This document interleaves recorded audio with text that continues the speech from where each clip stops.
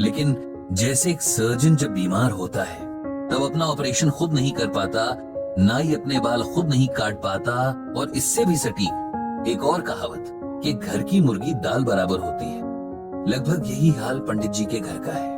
उनकी पत्नी के अलावा उनके घर में 2 बेटे हैं जो अच्छे खासे पढ़े लिखे, समझदार और अच्छी नौकरियों पर हैं। लेकिन जब बात पिता के अनुभव सुनने और उनकी सलाह मानने पर आती है तब इन्हीं बेटों को अपने पिता की सोच पुराने जमाने की लगने लगती है।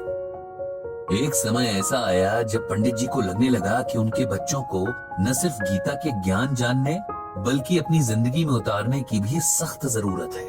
बात साल 2020 की है, वही साल जब कोरोना महामारी ने पूरी दुनिया को अपने घातक पंजों में जकड़ लिया।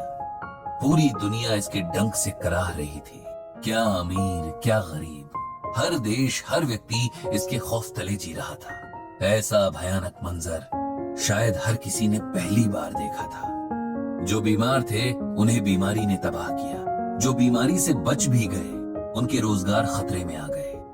लोगों को घरों में सिमट कर काम करना पड़ा और लगभग हर इंसान का मानसिक स्वास्थ्य किसी न किसी हद तक प्रभावित हुआ। यही हाल शास्त्री जी के घर का भी था।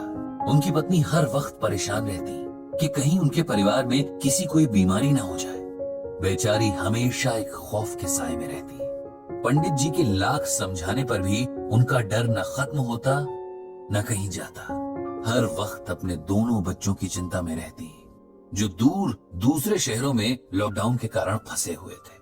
किसी तरह कोशिश करके पंडित जी का छोटा बेटा अभिनव अपने शहर वापस आ गया। उसके ऑफिस ने घर से काम करने की सुविधा दे रखी थी।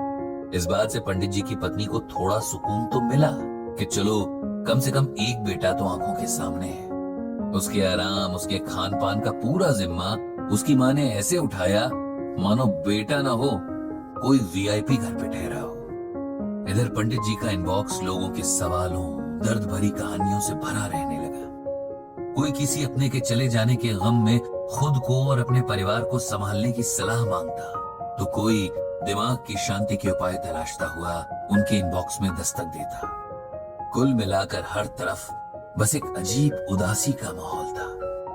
पंडित जी ने नोट किया कि उनका बेटा अभिनव थोड़ा बदला सा लग रहा है। माँ के लाड़ का जवाब कभी झल्लाकर तो कभी चिड़चिड़े स्वर में देता। पंडित जी पत्नी को समझाते कि बेटा अब बड़ा हो गया है, उससे 5 साल के बच्चे की तरह व्यवहार मत करो। लेकिन माँ का मन कहाँ मानता है। सारा सारा दिन बेटा अपने कमरे में बंद रहता। दिन भर उसके कमरे से कभी किसी मीटिंग तो कभी किसी मीटिंग की आवाज आती रहती। खाना तक खाने वो बाहर नहीं निकलता। माँ से कहकर अपने कमरे में मंगवा लेता। इधर पिछले कुछ दिनों से उसके फोन पर चिल्लाने की आवाजें बाहर तक आने लगी थी। शुरू में पंडित जी ने सोचा कि काम का तनाव होगा। वैसे ही आजकल सबका समय खराब ही चल रहा है, जिसका असर लोगों के व्यवहार में दिख रहा है। लेकिन हर बीतते दिन के साथ उनके बेटे का व्यवहार और ज्यादा चिड़चिड़ा होने लगा। गुस्सा जैसे हर वक्त उसकी नाक पर रहता और कुछ पूछो तो वो चिल्लाने लगता। पंडित जी ने कई बार बेटे से बात करने की, उसे समझाने की कोशिश की, लेकिन वो भी बेकार हो गई। एक दिन तो हद ही हो गई जब पहले तो बेटे के कमरे से फोन पर चिल्लाने की और फिर कमरे की चीजें पटकने की आवाजें आने लगी। पंडित जी और उनकी पत्नी ने दरवाजा खटखटाया, लेकिन बेटे ने उन्हें चिल्लाकर उसके मामलों से दूर रहने को कहा। बेचारे करते भी तो क्या। बड़े बेटे से फोन पर यह परेशानी बांटी तो उसने भी यही कहा कि आजकल हर कोई परेशान है, नौकरियां खतरे में हैं, खुद को सबसे बेहतर साबित करने का ऐसा दबाव है कि लोग इसे संभाल नहीं पा रहे। उसे थोड़ा समय दीजिए, वो खुद ही ठीक हो जाएगा।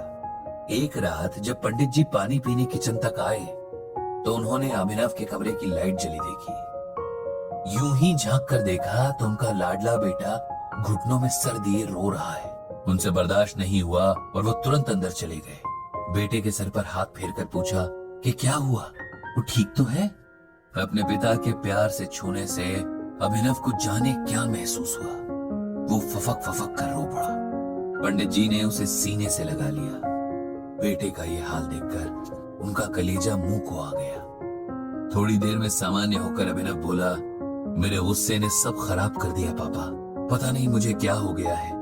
जब भी मेरे नीचे काम करने वालों से छोटी सी गलती हो जाती है मुझसे बर्दाश्त नहीं होता। मुझे गुस्से के मारे होश ही नहीं रहता और मैं भूल जाता हूँ कि हम सब इंसान हैं। सब बुरे दौर से गुजर रहे हैं। ऐसे में अगर किसी ने जाने अनजाने गलतियां कर भी दी तो उसे नजरअंदाज कर देना चाहिए। आप ही बताओ पापा, मैं क्या करूं? पंडित जी ने बड़े प्यार से अपने बेटे के सर पर हाथ फेरते हुए कहा, अगर तुम सुनना और मानना चाहो तो मैं तुम्हें वो बताता हूँ जो भगवान श्री कृष्ण ने अर्जुन से कहा था, और जिसे मानने भर से तुम्हारी ये समस्या अपने आप दूर हो जाएगी। तो सुनोगे? जी पापा, आप बताओ। मैं पूरी कोशिश करूंगा कि आपकी हर बात को समझूं और उसे अमल में लाऊं, अभिनव ने कहा। तब पंडित जी ने श्रीमद् भागवत गीता का ये श्लोक अभिनव को सुनाया।